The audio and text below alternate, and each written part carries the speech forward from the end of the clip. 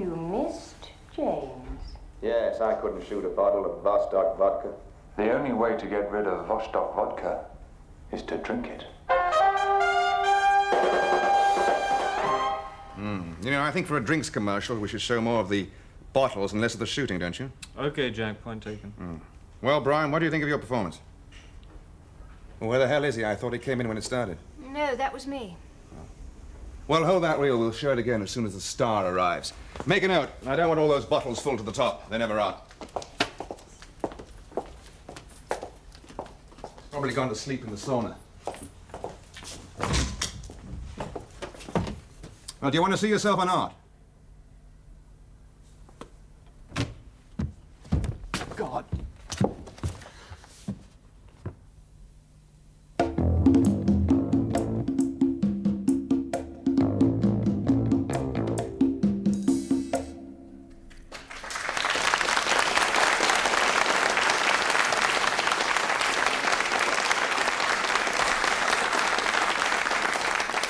Good evening to you all once again. Now, I think and hope that most of you know how the game is played by now, but for those of you perhaps who've just joined us for the first time, let me give you a brief explanation. You have just visited the scene of the crime, and very shortly you will see everything that leads up to the particular crime. We have, as usual, a panel to help us. We also have a delightful-looking studio audience. Good evening to you and welcome. The panel and the studio audience all have these cards. And after all the relevant details have been shown to them, they will fill in whodunit and as many clues as they possibly can. Now, I must repeat again this week that the whole piece is strewn with real clues and, remember this, false clues. So don't believe anything you see or hear, right? Now, let me introduce this week's panel to you. A gentleman who is no stranger to post-mortems, only usually they're probably over jokes rather than bodies, Alfred Marks.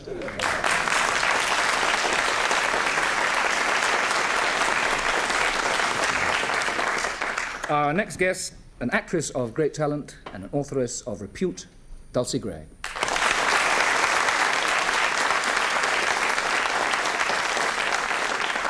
Now, Dulcie's latest book is called Understudy to Murder, so quite obviously we're not going to allow her to confer with our next guest, her ideal husband, and known to you all for many years also as Boyd QC, Michael Dennison.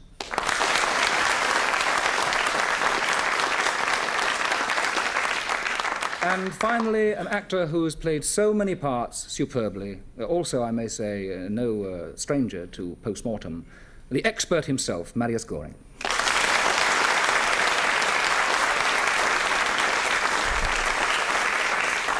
So now, ladies and gentlemen, for your edification, back to the scene of the crime. Yes, Sergeant. I'm sorry about all these questions, Mr. Maxwell, but your brother's been murdered, and with your gun. So let's get the facts straight. Yes, well, you see, I collect guns. I belong to a shooting club. So I used one from my collection for this commercial, the one my brother was in. With live bullets, sir? No, the special effects department blew up a line of bottles with charges in them. We were advertising a new vodka. Oh, I see. What was the gun still doing here if you completed the commercial? Well, in case we needed to do it again. And the live bullet, where did that come from, sir? Well, I happen to have a box in here. You see, I built a new pistol range in the basement. It's one of my hobbies. So anyone might have known that you kept some ammunition here, then, sir? Yes, I suppose so. Your twin brother have anything to do with your advertising agency, sir? No, he was an actor. It's not bad. But he'd been out of work for some time, so as a favor, I got him a job doing a commercial for us. And he'd come to see himself in it? Yes. Well, what was he doing in the sauna bath, then, sir? Well, let me explain. You see, I always arrive before anyone else, and I was in here dealing with my... About what time, sir? 9:15. And Brian arrived.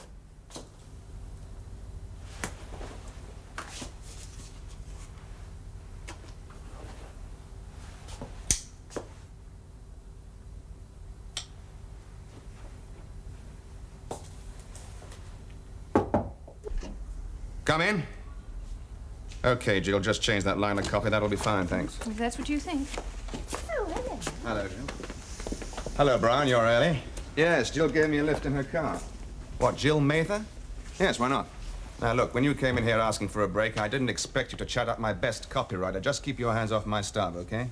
All reserved for my successful brother. All right, but I do work and I don't gamble. Now, that's the difference between us. I hear you built a new sauna bath, and that's class. Here, have one of mine. Oh, no thanks, I only smoke the plain ones. Now, look, don't come in here being chippy. I'm trying to help you. If this commercial turns out okay, it could do you a lot of good. I'm very grateful. Hey, why don't you try my new sauna? You've got half an hour before we show the film. Okay, fine. I usually take 30 minutes myself this morning, but it's, I got a couple of things to do, so help yourself.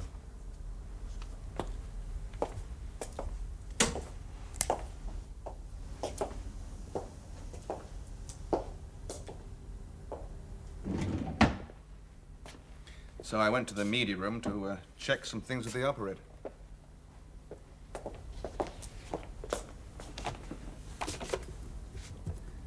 Anybody there? Yes, Mr. Maxwell? Tom, I want to see the Vostok commercial, please. Soon as I can, Mr. Maxwell. So I watched the commercial 2 or 3 times, then Lois, my secretary, walked in.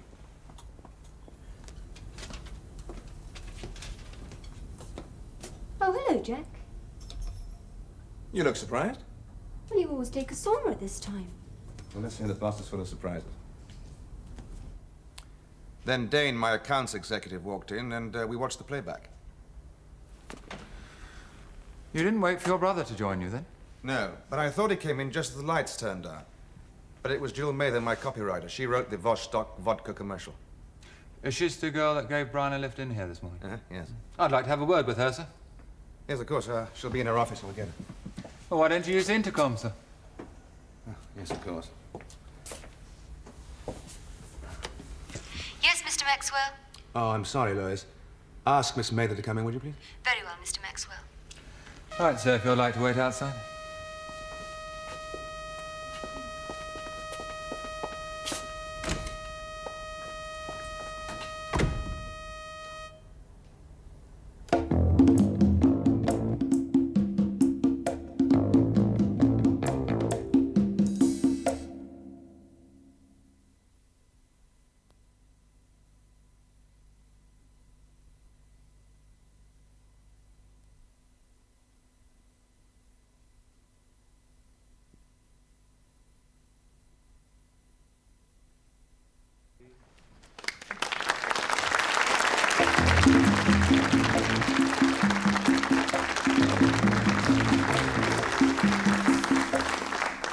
Welcome back. Well, we have the rest of the story to come, but for those of you who have just arrived, put your feet up. Here's the plot so far. Brian Maxwell, an actor, has been found shot in the sauna bath at Maxwell Advertising, which is owned by his more successful twin brother, Jack Maxwell. Jack has revealed to Sergeant Pearson that the gun that was used was kept in his desk, together with the bullets. Now, why was Lois Dane, his secretary, so surprised to see Jack in the media room? Was it because Jack would normally be in the sauna bath at that time? And Jill Mather, a copywriter at the agency, was apparently more than friendly with the dead brother, Brian. The question is, why would anyone want to kill Brian Maxwell, a not-too-successful actor? Anyway, back to Sergeant Pearson. Ugh. Somehow coffee from a vending machine never tastes the same, does it? Right, Miss Mather. Now, you and the deceased were, how shall I put it, close? Yes, we were. I'm sorry these questions might be a bit painful for you, but did he get on well with his brother? Nobody gets on with Jack Maxwell, and Brian least of all. But Mr. Maxwell gave the deceased a job. It's about the only favour he ever did him. Did you see Brian earlier this morning? Yes, I drove him in. We got here about 20 to 9. Let me show you your brother's new toy. He's just built himself a sauna bath. Yeah, how the rich live, huh?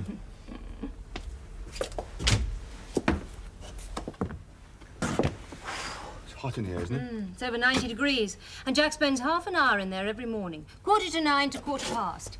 And he mustn't be disturbed. See, you really don't like him, do you? I don't like the way he uses people. And he could easily give you some help with his influence. All you need is a break. I do love you.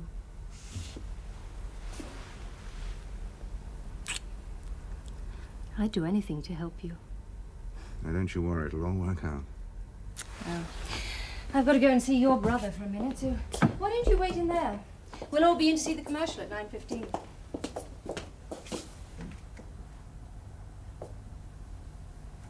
And the last time I saw Brian alive was briefly in his brother's office. Yes, that's been confirmed by Jack Maxwell. Yes, sir.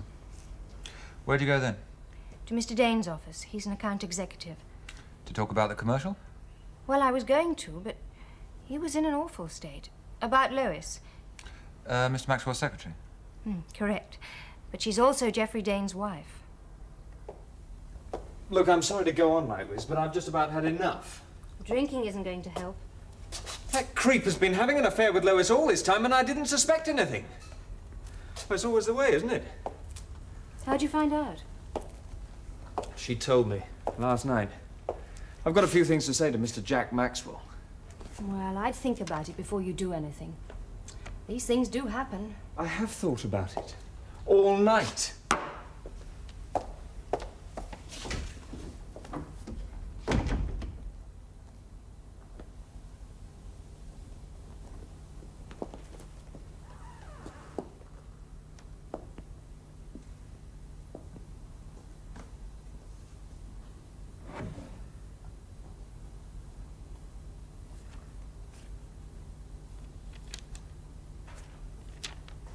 I waited a few minutes in Mr. Dane's office, going through the papers I wanted to discuss with him. Then I remembered that Mr. Maxwell would be having his sauna. So I came here to try and find Mr. Dane and calm him down. And did you? He wasn't here. And then I realized it was 9:15, and they must all be in the media room, and I got there just after the commercial started. Did you call in at the sauna bath on the way? No, Jack Maxwell was in there. How'd you know? A light goes on when there's somebody in there. Therefore you were surprised when you saw him in the media room. I didn't really think about it. I was more concerned by the fact that Brian wasn't there. Because that's where you expected him to be. Yes. Right. Well, thank you very much indeed, Miss Mather. I wonder if you could ask Mr. Dane to come in now, would you please? Well, one other thing. I wondered if you could arrange for Mr. Maxwell to show us that commercial. Yes, I'll tell him. Why do you want to see the commercial, Sergeant? I'd like to see what Brian looked like when he was alive. Do you follow me, Morrison? Yes, I think so. Somebody has murdered the wrong man by mistake. Oh, it's a possibility. And they could all have known that the gun was here. I understand you want a word with me, Sergeant. Oh, yes, Dane. Come in. Close the door, will you? This won't take a moment. I didn't do it, if that's what you're thinking. Yes, but you had a very strong motive, didn't you, Mr. Dane? We've just found out that your wife was having an affair with Jack Maxwell. Miss Mather tells me you came down here to have it out with him. Yes, but he wasn't here. And then I remembered he'd be in the sauna bath. So what did you do? Well, I went to look for my wife, and I found her and Jack Maxwell in the media room. Oh, there you are. Discussing how well I'm taking the bad news. What bad news? I've told him. Oh, you've told him what? About us. What an idiot I've been. Ready when you are, Mr. Maxwell. Well, we'll discuss it later. We're waiting for Miss Mather and also my brother Brian. They came in together this morning. Oh, I haven't seen him. No, I let him use the sauna bath. I'll go and get him. No, we'll let him. He knows we're showing it at 9:15, so let's go. Okay, let's see it. How long after that did Miss Mather arrive? Just after it had started. Right, thank you very much, Mr. Dane. Could I have a word with your wife now, please?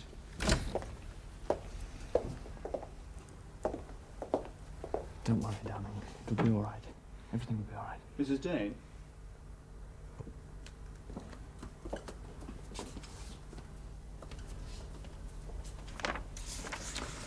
Ah, Mrs. Dane, come here. Sit down, will you, please?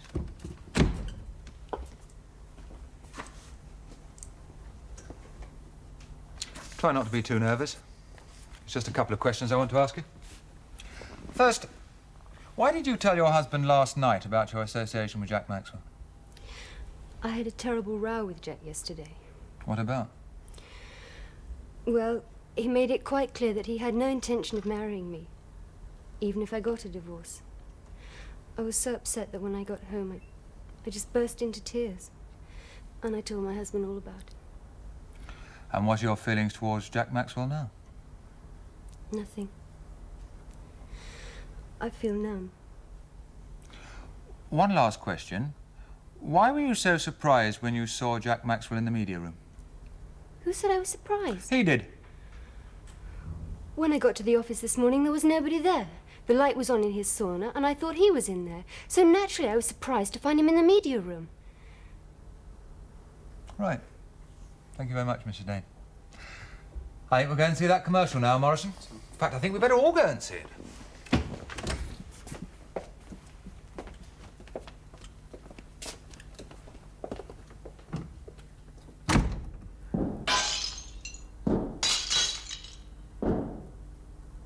You missed James. Yes, I Hold can it. shoot a ball. What's the matter? Could you take it back a few frames, please? I think you've made a mistake, sir. Yes, that's it. Yes, there, look. A safety catch is on. You're right. I'll have a few words to say to that director. Let's have the lights up. Mr. Maxwell, could I have a word? Yes, of course. You'd been killed, sir. Who would have inherited all this? Well, Dane's my senior director. He'd have got most of it. Cigarette? Thank you, sir. Oh, don't you smoke filters, sir? No. No, you should change, sir. I understand they cause less damage to your health. Thanks for the commercial, Sergeant. It's quite obvious that someone was after me. Not Brian. Yes, sir. But who?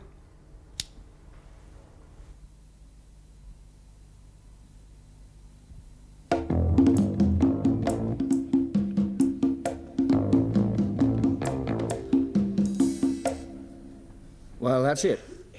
And remember, at least one person is lying. Perhaps more than one person. At this moment, we meet our suspects. And they are...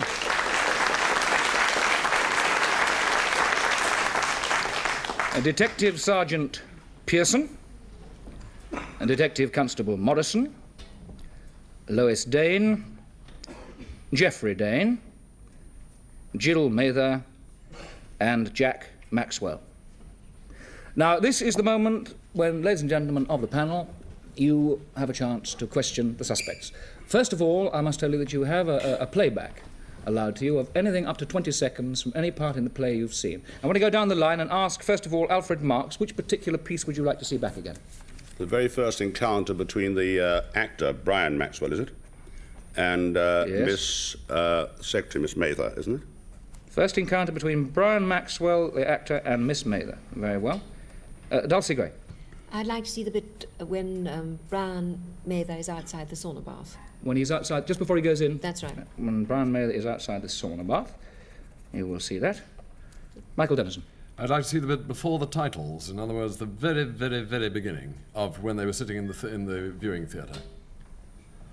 Oh, when they were sitting in the viewing theatre, right at the beginning. leading up to discovery of the body. Yep. Right, sure. And Marius Goring, what would you like to see? I would like to see the last time that Miss Mather was being interviewed by the inspector, just the end. The last interview, yes, Miss Mather, by the inspector. Detective Sergeant, rather, you will see that. Well, while they're getting those ready upstairs, let's start the questioning. Alfred Marks, would you like to kick off with a question? Yes, I'd like to talk to Mr. Jack Maxwell, please. Was there any... This is in two parts. Was there any antipathy between you and your twin brother? I wouldn't put it as strong as antipathy, but we didn't get on particularly. We had nothing in common very much. Didn't you like him very much? I didn't have any time for him. Was that the reason why you couldn't help him? One question in two parts, Mr. Marks. Well, yes, that was three parts. It's a Jewish two parts. It's a Jewish two parts. Yes. Dulcie, in a one part. I'd like to ask Jill Maxwell if she'd known Jack before she knew Brian. Oh, yes, I worked for Jack for quite a while before I met Brian. I see. Thank you. Michael. Sergeant Pearson. Detective Sergeant. Detective Sergeant Pearson, I beg your pardon. Was the gun tested for fingerprints? Well, we are waiting for the fingerprints to come back. Is that the sort of lab being tested? They haven't been sent. Right. Well, may I ask one... why not? Yes, a supplementary. Go on. A supplementary to Mr. Maxwell, then, in that case. How did the gun come to be in your desk drawer when the detective came to question you? Well, it was there because it was made it was made in the commercial. You see, it was the gun that was used in the commercial, and we may have had to do it again. So it was always on Forgive tap. me if I'm not satisfied with that reply. Doubtless you will come back to that point, Michael. Maria Scoring.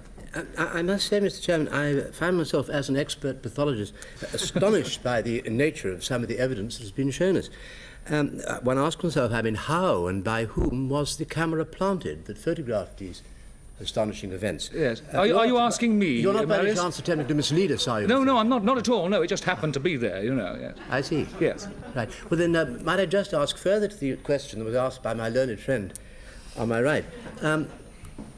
Why are you assuming that this was a case of murder and not possibly one of suicide? I'm not assuming anything of the sort. I'm sorry, the inspector. Sergeant. Sergeant. Can you remember the question? Well, yes.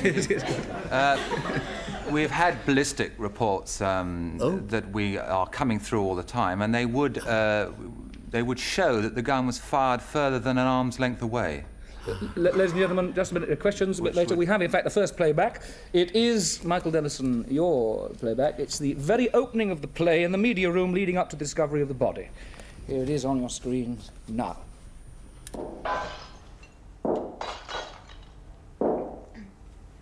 You missed, James. Yes, I couldn't shoot a bottle of Vostok vodka. The only way to get rid of Vostok vodka is to drink it. You know, I think for a drinks commercial, we should show more of the bottles and less of the shooting, don't you? Okay, Jack. Well, there you are, Michael. Any questions arising out of that? I understood that Jill Mather, in her interview with the detective sergeant, said that she had just come in. From what we saw there, she was well established in the viewing theatre by the time that... Can you explain how long you had been there, in fact, before... Asking me. Well, there was actually some music in the beginning of the commercial and an opening shot, and I came in during that. Are you saying that that was, in fact, the end of the commercial that one saw on that clip?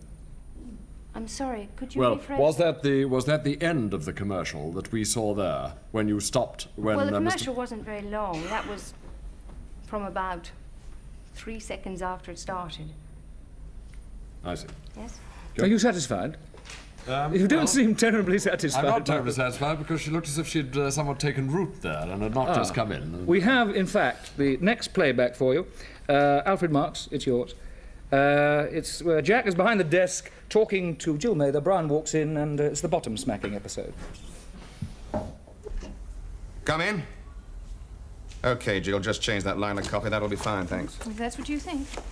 Oh, hello. Hello, Jill. Hello, Brian. You're early. Yes, Jill gave me a lift in her car. What, Jill Mather? Yes, why not? Now, look, when you came in here asking for a break, I didn't expect you to chat up my best copywriter. Just keep your hands off my stuff, okay? All reserved for my successful brother. All right, but I do work and I don't gamble. Now, that's the difference between us. Now, here, you've built a new sauna bath. Now, that's class. Here, have one of mine. Oh, no, thanks. I only smoke the plain ones. Alfred, any questions arising out of that? Well, the only reason I wanted to see that was I liked the bit about slapping the bottom. That's Yes, the I only thought reason perhaps that was the reason. Didn't tell me anything. Well, rising out of that, I'd like Jill Mather's phone number. You can't have it. Oh, all right. Afraid not. Right. Any pertinent questions of pith and moment? Not really, because I saw what I wanted to see. You did? Thank you. Who was it who was questioning the detective sergeant about the gun? We both were. You both were. In fact, of course, the gun, if you remember, the gun was not in the desk during the detective's questioning. It was, in fact, still in the sauna bath by the body. I don't agree. It was shown in the drawer. Michael Dennison, I am quite certain that gun was not in the desk when the detective sergeant was questioning Maxwell. I'm quite certain. Listen, can I have a playback? I'm not looking up to heaven. I'm actually, you know, looking up to the technical lot. I want a playback of that particular area where you saw a shot of the desk. Is that right? Do you mind that?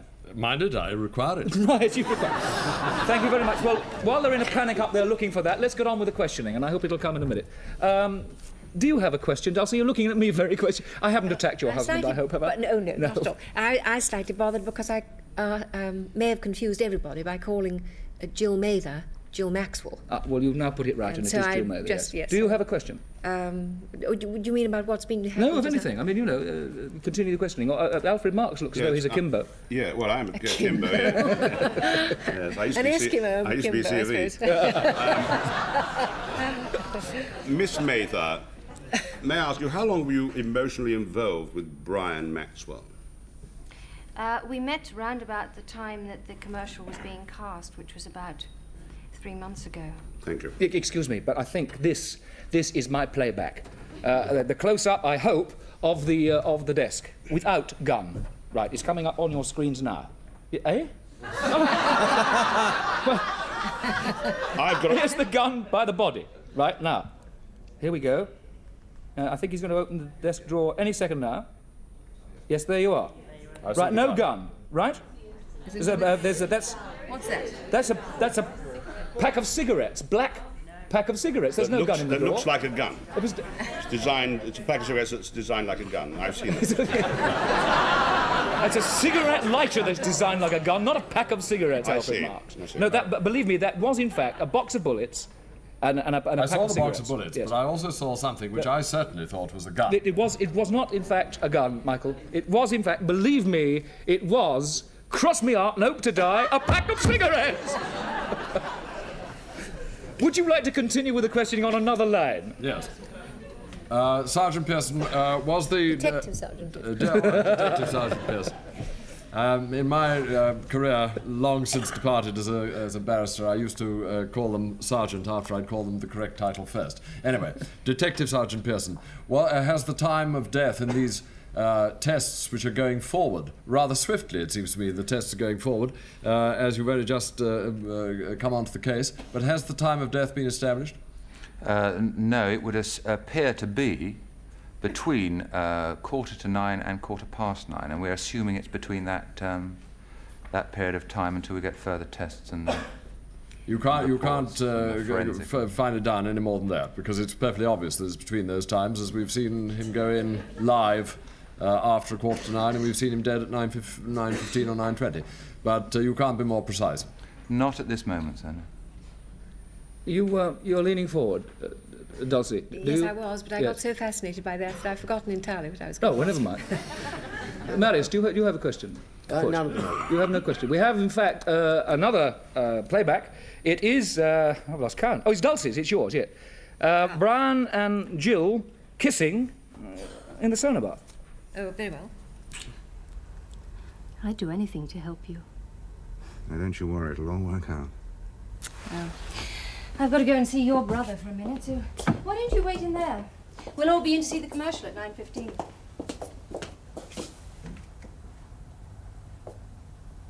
Well, Alfred just wanted to see the smack bottom because he wanted to see the smack bottom. Yes. Can I see that again? No, you can't see it again, Alfred Marks.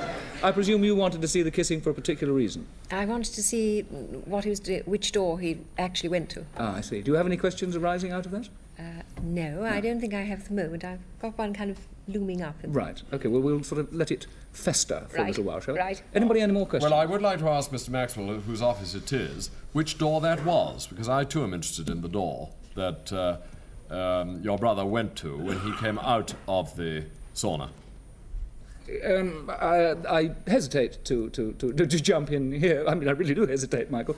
But how would Mr. Maxwell know which door it was? He wasn't there. I will switch my question to Miss Mather, who saw Brian go to that door. What door was that? I left him at the door of the media room. I thought he'd wait in there till the commercial was shown. I see. That was the door of the media room. It was the door of the media room. Yes. I wanted to ask, did no one hear the shot? Did anyone hear the shot, was the question? No. There was a silence on the gun. That's the answer. Right. Yeah, it looks suspiciously like a packet of cigarettes. Yes, it is accurate for that. Yes. It's the newest kind of silencer, specially designed like a packet of cigarettes. Yes. Do you have a question on the strength of that? Don't bother, Alfred. We have, in fact, the Marius scoring your playback. The end of Miss Mather's interview with the detective sergeant, and they're talking, in fact, about the sauna bath. Here it is on your screen now. I shall start it. Did you call in at the sauna bath on the way? No, Jack Maxwell was in there. How'd you know? A light goes on when there's somebody in there. Therefore you were surprised when you saw him in the media room. I didn't really think about it. I was more concerned by the fact that Brian wasn't there. Because that's where you expected him to be. Yes. Right. Well, thank you very much indeed, Miss Mather. I wonder if you could ask Mr. Dane to come in now, would you please? Oh, what? Well, Marius, anything arising out of that? Yes, I would like to ask Miss Mather, since everybody knew that this commercial was going to be shown at this particular time, why should you assume that anybody present would be in the sauna bath? Well, Jack took his sauna every morning from 8:45 to 9:15, and I thought he was probably still in there as there was a light on. I assumed he was running a bit late. I mean, I thought you thought he was going to see this commercial. Yes, well, he's the boss of the agency. He can see it, I mean, as many times as he likes whenever he likes. I thought he might still be in there. I mean, I thought he was still dressing or something, you know. May I ask really think you may ask a question, Michael, very briefly. We're very towards the end of briefly, your question. were you not therefore surprised, Miss Mather, not to see or to find the sauna unoccupied when you took Brian into it? It was actually about 20 to 9 when I took Brian When you in. arrived. Ladies and gentlemen, that, I'm afraid, is the end of your questioning. And that's all we have time for at this particular moment. I want the panel now, and ladies and gentlemen of the studio audience, to fill in their cards. The top here, Whodunnit, the various clues. We will be back very, very shortly, and we will, in fact, tell you whodunit. I hope you're working hard and your brains are ticking over, and that you guess it yourselves at home. So back very, very shortly. Bye for now.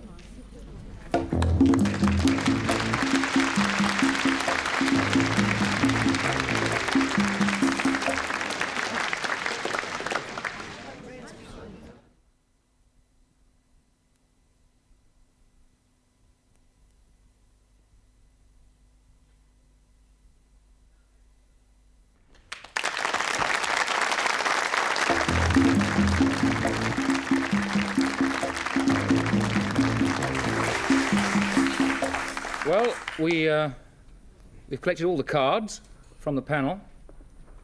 I would like to point out that it is not true.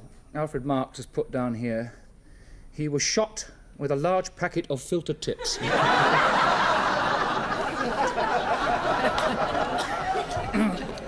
Alfred Marks, who done it, and give me one other clue. Actually, Brian is not the victim at all. The victim is Jack Maxwell. Brian Maxwell is the murderer, and his co-confederate in crime was Jill Mather. She loved him, and they rigged the whole thing up. They may have thought it might have looked like suicide, except, of course, that he was left-handed and the other one was right-handed, and the position of the gun couldn't possibly be, and I'm obviously terribly wrong, and you're going to make an idiot of me. No, I'll let you do that. I've done it. Oh, I thought that was rather funny. I'll be a comedian yet. Dulcie Gray, who done it, and one clue.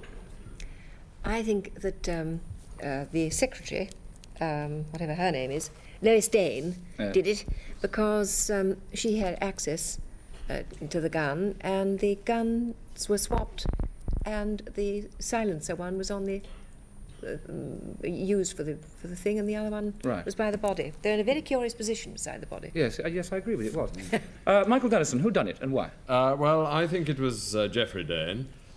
Principally because I didn't get around to asking many questions. They were coming, and they were going to be very powerful questions, which would have undoubtedly shown his guilt.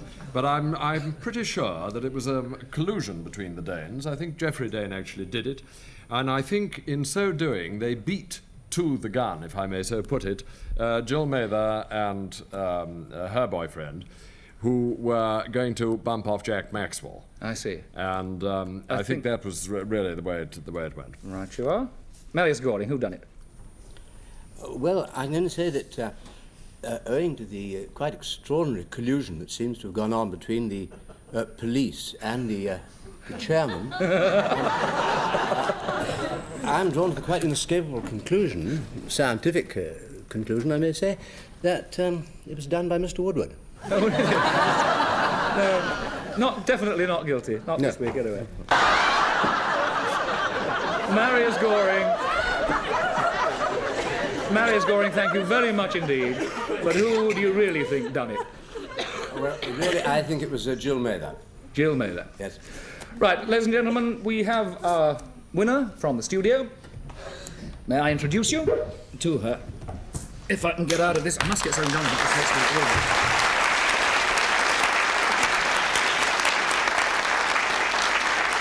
Many congratulations, Mrs. Impey. You have the winner, you have the criminal, and you also have 3 very, very good clues. We have, in fact, from here, any gift for you that you can take away. These two come together, the glasses and the decanter. They were all used in the play. So what would you like to take? The glasses and decanter. Glasses and decanter. Can you manage those? Well, you take the decanter. We'll give you that later on because it's a bit awkward to carry. All right. Right. Congratulations. Thank you for playing. Bye-bye.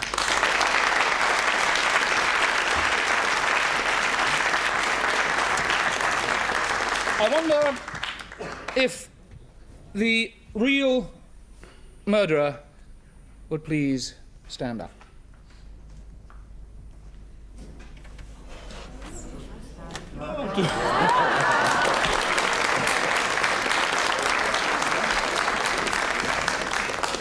Well, ladies and gentlemen, we are, of course, going to give it to Alfred Marks because although it wasn't in cahoots with Jill Mather, you did get the point that it was Brian Maxwell who, in fact, that is not Jack at all, it's Brian Maxwell, as you said.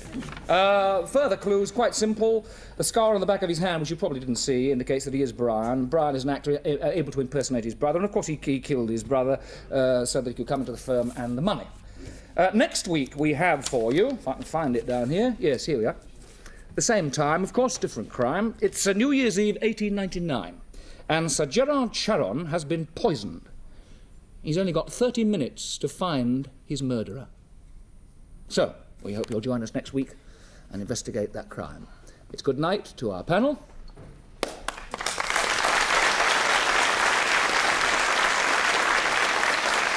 Good night to our suspects.